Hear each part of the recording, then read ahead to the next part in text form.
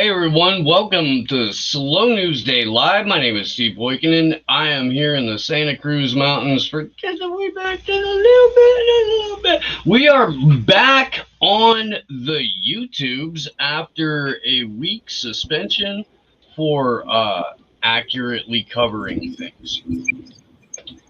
Feeling super good about that whole experience, and as a result of it, we're going to carry the show up to a certain point here on YouTube, and then because of what we're going to be talking about for the rest of the show tonight, we're going to cut it and we're going to complete that conversation over on the Rockfin.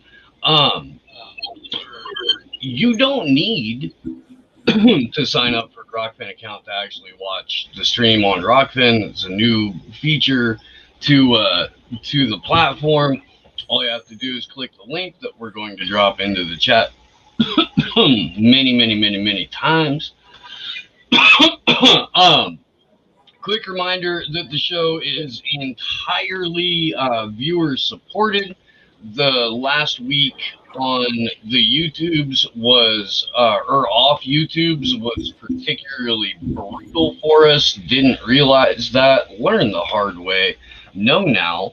And again, that's also a lot of what is driving the little format change, which you're right is 100% ripping off Jason Burmis.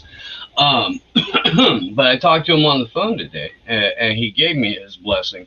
So never one to not learn. We're also going to try some creative things to do as well. Go ahead and drop that into the chat and bring on our guest. He is the founder, editor-in-chief of the Guillaume Journal and a good friend of mine, Teodrose Fikre. It is good to see you again. Hey Steve, what's going on? Yeah, I'm over here. I'm trying not to laugh at the title, the things that we had to do to overcome the C word.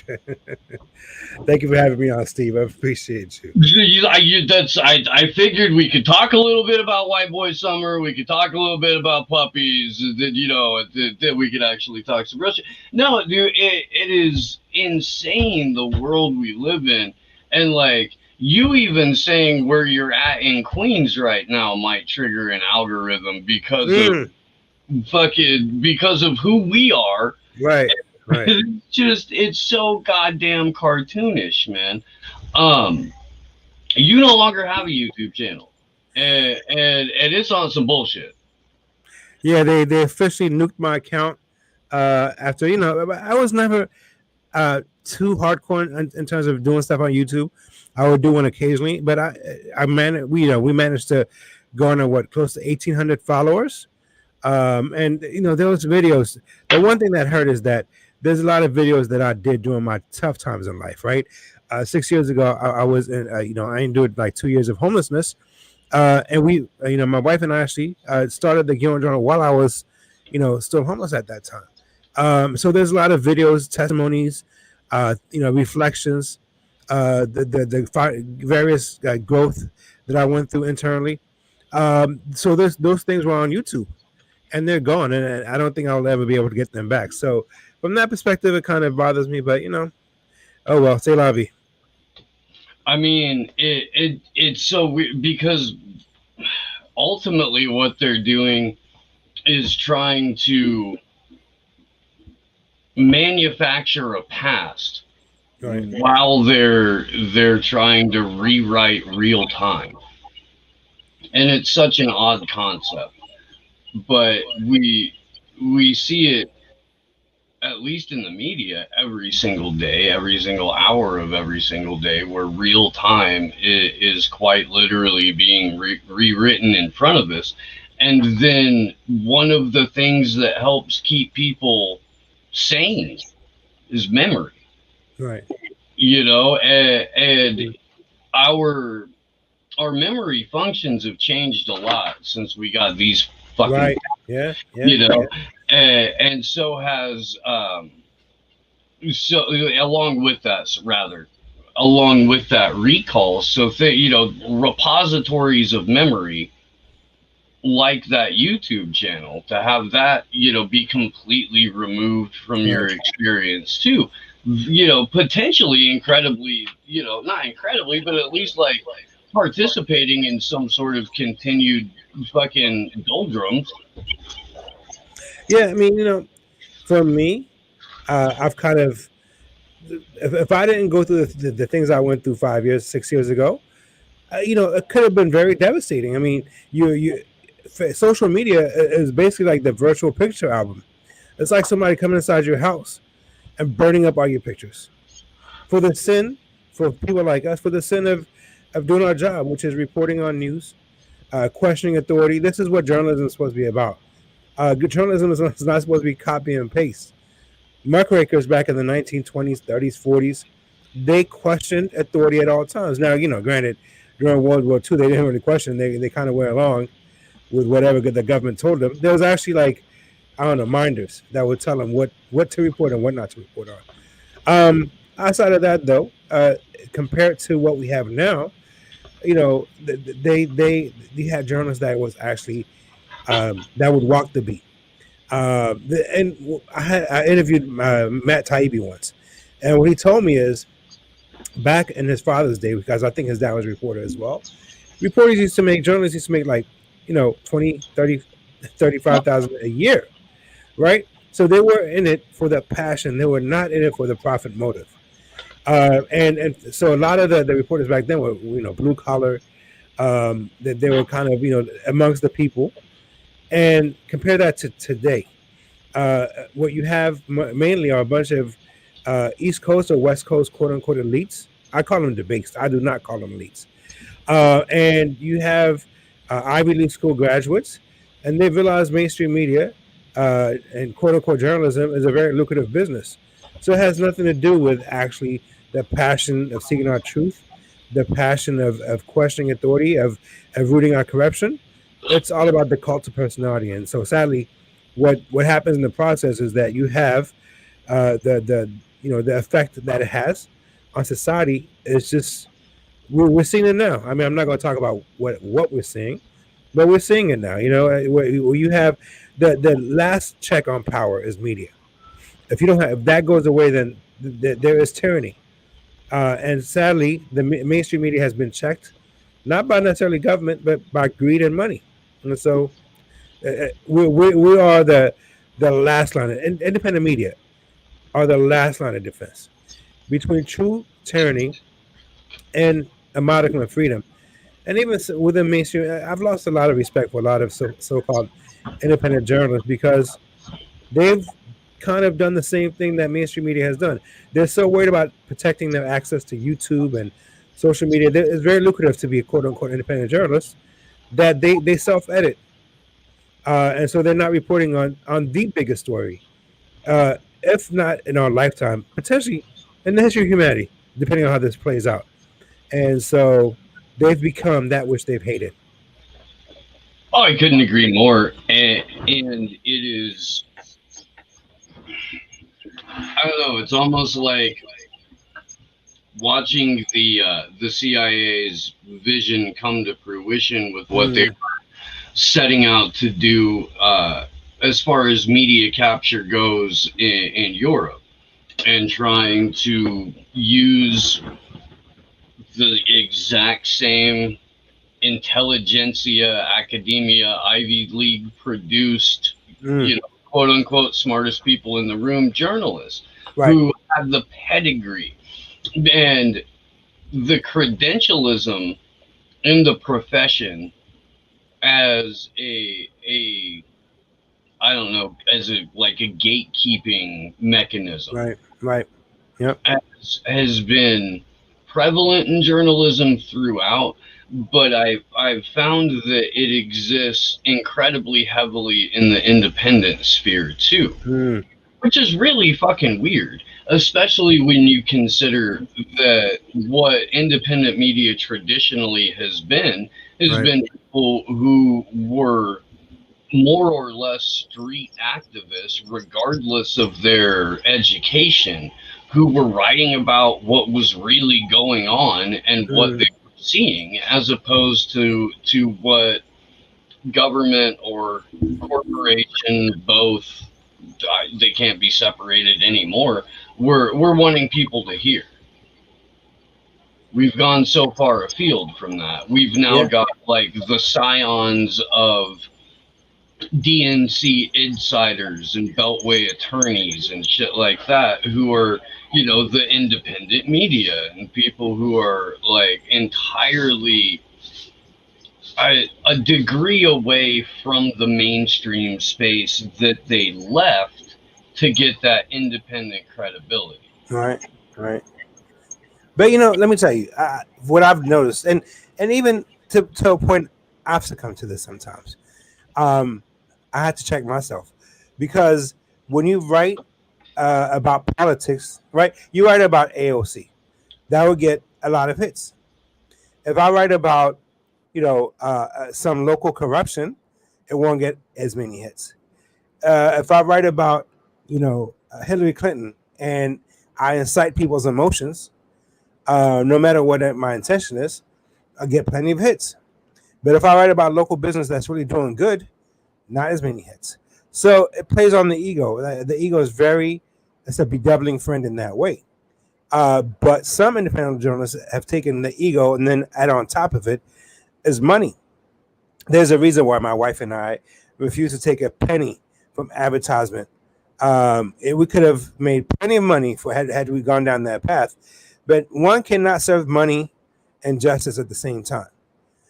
So if we're taking money, for example, if we're taking money from, I don't know, some company that's very prevalent right now that's selling some snake oil, if we're taking money from them, do you think I'll be doing what I'm doing right now? Of course not.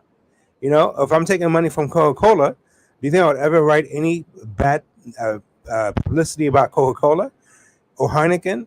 So this is where the corrosive aspect of money, when you start making a ton of money, and then your continued viability and your lifestyle depends on you either shutting that up or speaking up for the sake of justice. It's very hard for people to say, I'm going to give this up and stick for justice.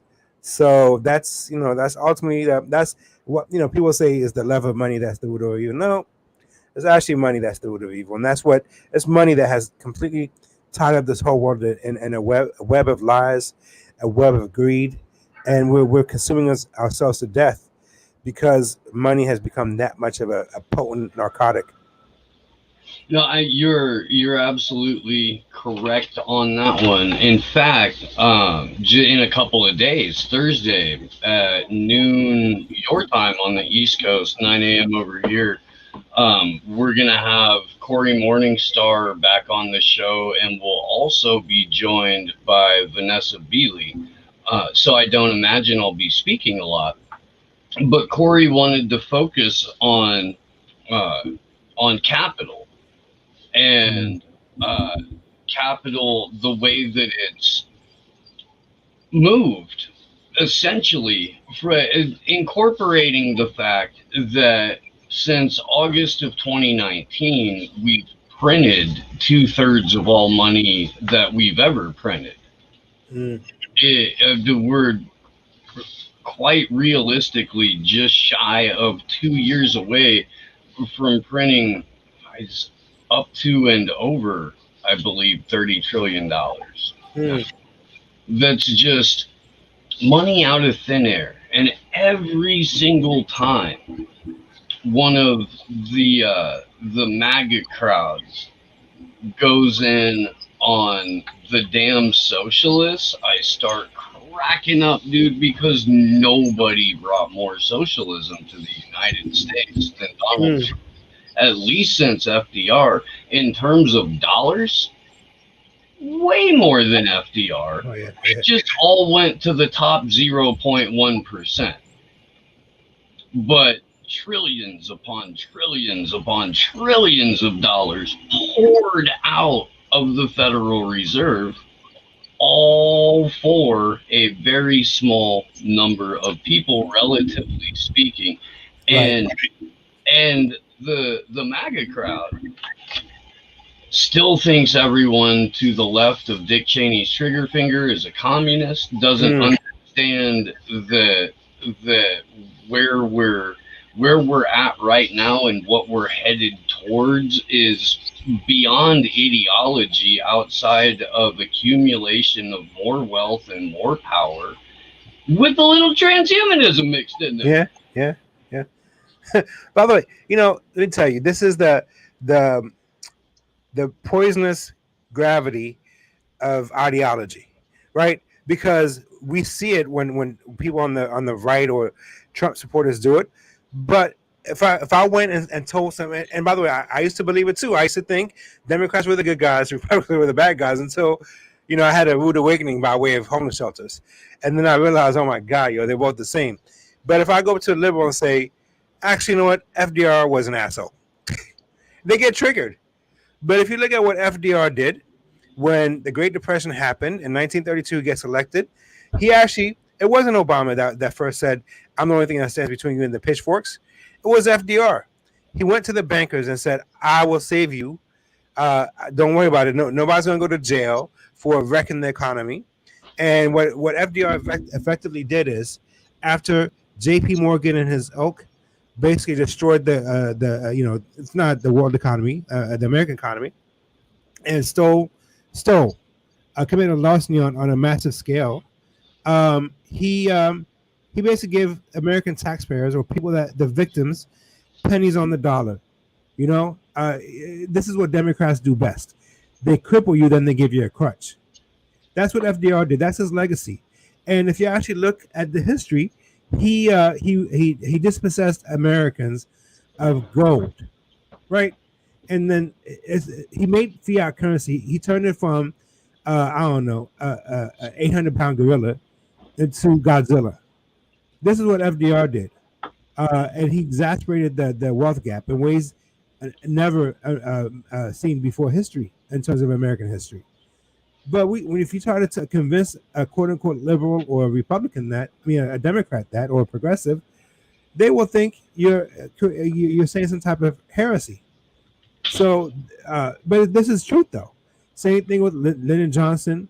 Same thing with Obama. Obama, what he did in 2008 was criminal. He basically let Citibank and decide who's going to be on his cabinet. Not one banker, criminal, went to jail, and he basically gave the middle finger to homeowners. And look, this thing is not theory for me. Like I said, I was homeless for 2 years starting in 2015. I would say at least 50% of the people that were homeless became homeless after 2008. And so instead of bailing out homeowners, he gave helicopter money to millionaires and billionaires. This guy, I get a little more triggered about Obama than anything else, because I actually believed in him. I went to 16 states on his behalf. Little fun fact, if you go back and watch the South Carolina victory speech, that last line that he said, where he was like, from the cornfields of Iowa to the granite tops of New Hampshire to the seashores of South Carolina to the desert lights of Nevada, I wrote that. I forwarded that to my fraternity brother, and they end up incorporating that into the speech. But that's the least of what I did. I believed in this man so much that I drove myself into a state of exhaustion and anxiety and depression, really. By the time the campaign ended, I was exhausted. 16 states, knocking on doors, raised thousands of dollars on his behalf, registered I don't know how many hundreds of people. I was kind of like, what's it called? The shadow writer for Muslims for Obama. Yeah. But look where he got us, So it's the same thing. People on the left and on the right, when you become beholden to ideology, then the idea of free thought goes out the window. I keep trying to like shake this into people that I love, and I don't mean physically shake, although sometimes you'll wanna. But I in terms of the people who run shit, really run shit. Not your board of supervisors, not your congressman, not the president, not the French president, not the Saudi royal family, but the people who truly move the power structure. They don't give a fuck about right or left. They Right. don't give a fuck about Alabama or California or fucking, Kazakhstan in terms of a nation state. They don't look at things in terms of nation states or individual states. What they see are data points, potential productivity, potential profit, potential loss. That's what they see. And until we stop thinking about shit in terms of right or left, or, oh, you don't have enough hyphens after what you are, so I can't fucking talk to you because you've got the word, minimalist in there, or you've got the word intersectionality. what the fuck ever it is. Right. Most fucking idiots don't even know what their hyphens mean. Right. They just read a fucking meme and they were like, oh, that's me. And just went and fucking bought a lifestyle around it. And that's exactly what the people, even in perceived power, want.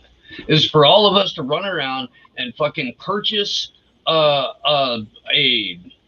worldview. Buy or borrow a worldview that seems to fit for a little bit, that has absolutely nothing to do with what our principles are. Only passing with perhaps what our morals are, but is a predominant narrative, a narrative that appeals to them at least on a knee-jerk emotional level, and a narrative that doesn't push too hard into making them truly uncomfortable. And that's it. That's, and so we've got to stop. We've got to have real conversations. We've got to be able to do this, to where we can truly discuss what it is we're talking about. So I think that, like, after you share your thoughts on this exchange, we'll go ahead and continue the rest of the conversation over on the Rockfin. Sure. So, what you said is so insightful. For me, it took 2 years of hardship and loneliness and seeing human suffering that transcended our differences for me to realize that this battle is not between left or right, black or white, man versus woman, gay versus straight, religious versus irreligious or atheist.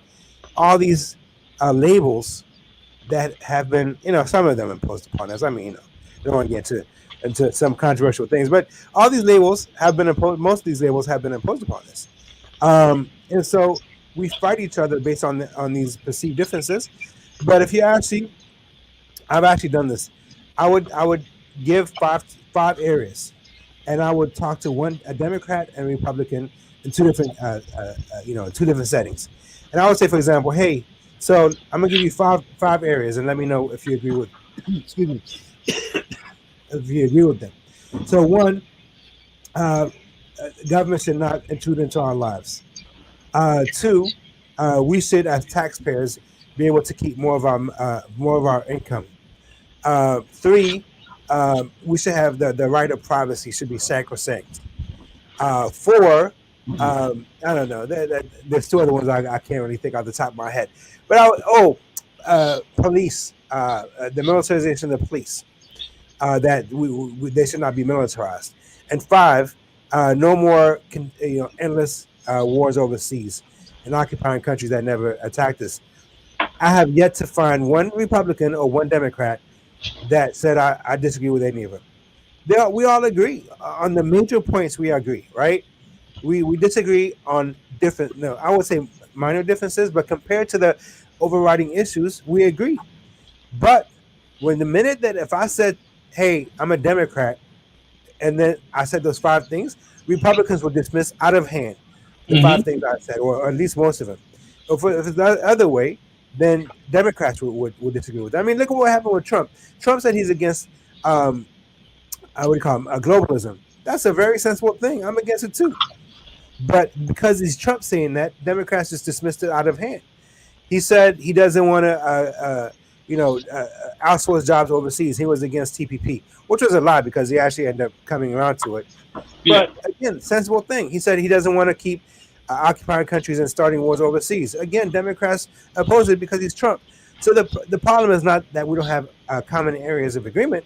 It's the fact that we glom onto these labels that prevent a consensus from taking place. And no, who wins in that paradigm are the quote unquote, whatever you want to call them, global aristocrats, the top 1%, whatever you want to call them. They win, we lose at all times.